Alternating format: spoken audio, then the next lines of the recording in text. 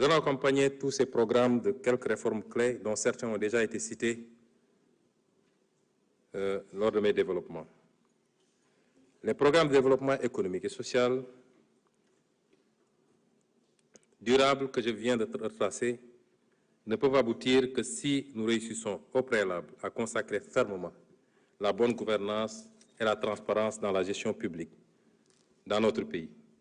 C'est le seul moyen de restaurer la confiance entre les populations et leurs dirigeants.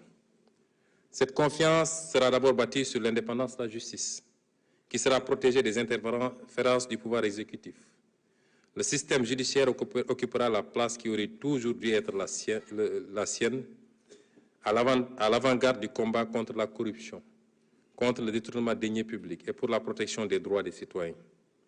Nous nous appuierons sur les conclusions consensuelles tirées des assises de la justice pour engager très bientôt les réformes à apporter à notre système judiciaire.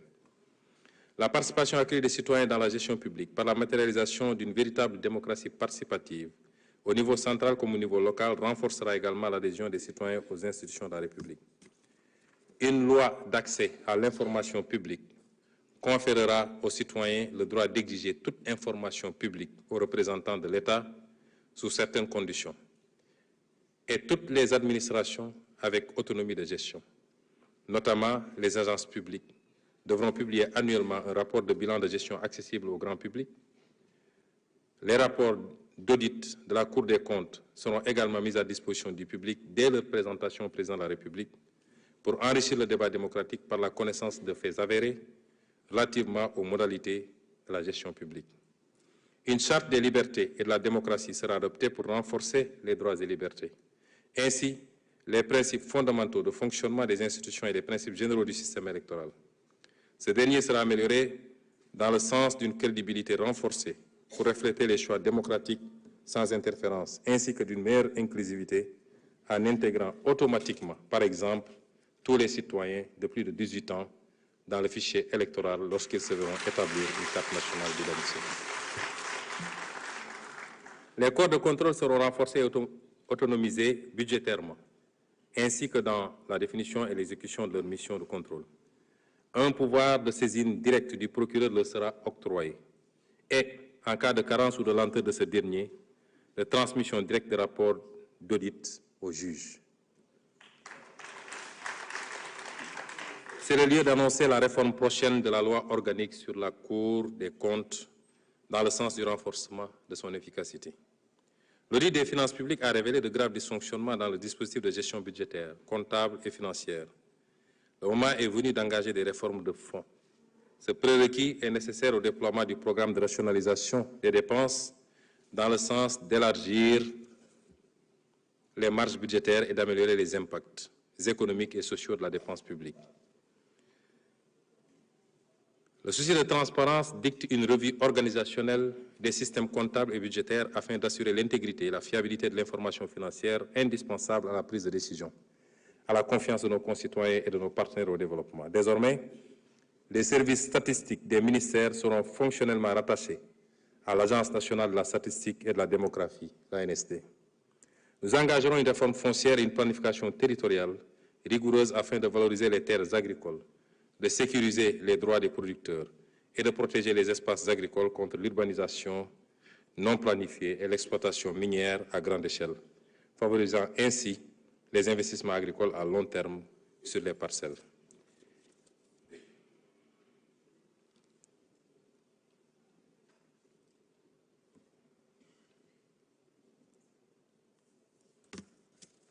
Sur le plan politique, enfin,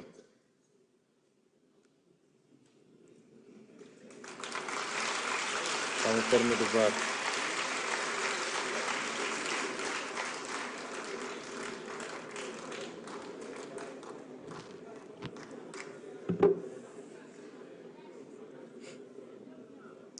je vois des députés qui souffrent alors qu'ils sont tranquillement assis depuis 2 heures de temps. Sur le plan politique, enfin, nous initierons les concertations pour l'assainissement du champ politique. Celle-ci pourrait porter, entre autres, sur la bonne gouvernance associative des partis politiques et des conditions de leur financement public énoncés par l'article 4 de la Constitution et la loi numéro 89-36 du 12 octobre 1989, sur les conditions de participation aux élections et les conditions de leur organisation, sur le statut du chef de l'opposition énoncé par l'article 53 de la Constitution, entre autres. Je n'en dirai pas plus.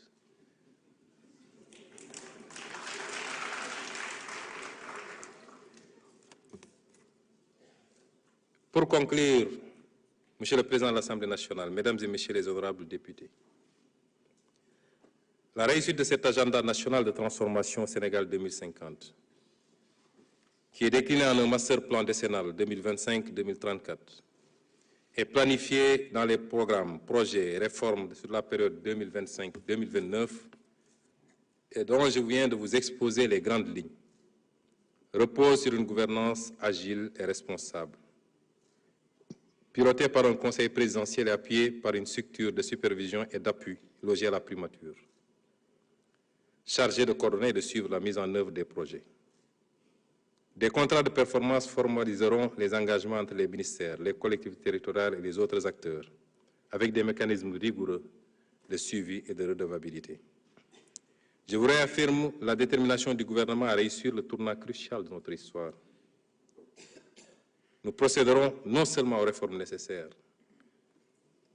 pour mettre le pays sur les rails du développement, mais nous irons désormais vers une mise en œuvre globale et coordonnée de chaque programme, avec des objectifs clairs, des indicateurs d'effet et des indicateurs d'impact précis, qui montreront comment la justice s'exerce, comment la croissance s'accélère par davantage de productivité, comment des activités et des emplois formels se développent dans les différents pôles, comment la pauvreté se réduit, comment, année après année, la qualité de vie des populations se transforme, comment, enfin, notre nation se renforce, se sécurise et rayonne en Afrique et dans le monde.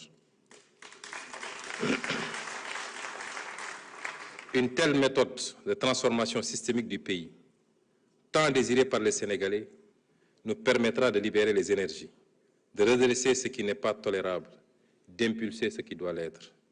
En agissant de cette manière, nous apporterons constamment les réponses durables aux aspirations des Sénégalais, en finalisant certaines, en initiant d'autres, et en passant le témoin de génération en génération, en nous étant assurés que les fondements solides sont en place et les jalons posés. Le chemin vers un Sénégal souverain, juste et prospère se dresse devant nous. Il nécessite l'engagement de tous, du gouvernement, du secteur privé, des travailleurs, des élus territoriaux, de la société civile, des ensembles, jeunes, femmes, personnes du troisième âge, guides religieux et chefs coutumiers. Nous construirons tous un Sénégal où il fait bon vivre. Dans ce contexte, ma méthodologie et mon engagement personnel en tant que Premier ministre seront de travailler dans la concertation et la conciliation. Toujours, selon de travailler dans la concertation et la conciliation, toujours. Dans la compromission ou la condescendance, jamais. Nous agirons toujours avec détermination, parce que nous voulons des résultats tangibles et durables, partagés par tous les Sénégalais. Notre nation y aspire, notre nation le mérite, et notre nation en a besoin. Aux membres de mon gouvernement, j'enjoins de me rejoindre quotidiennement dans ce combat et de se ceindre les reins pour traquer les résultats et les impacts de chaque initiative, chaque action, sur la base d'objectifs stratégiques concertés et clairement définis, faisant preuve d'un sens aigu de l'exemplarité. À vous, honorables députés, je demande de garder avec nous les yeux rivés sur la raison d'être de notre auguste Assemblée et sur l'aspiration forte exprimée par le peuple sénégalais. Nous avons tous ensemble l'occasion d'être de ceux dont on dira peut-être un jour, heureusement qu'ils ont été là.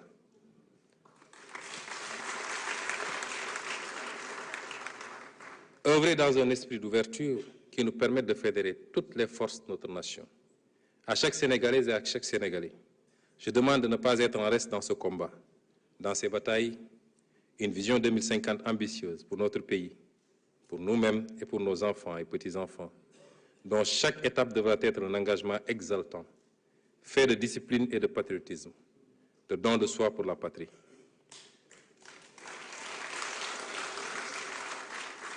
Vous avez exigé le gouvernement que vous méritez.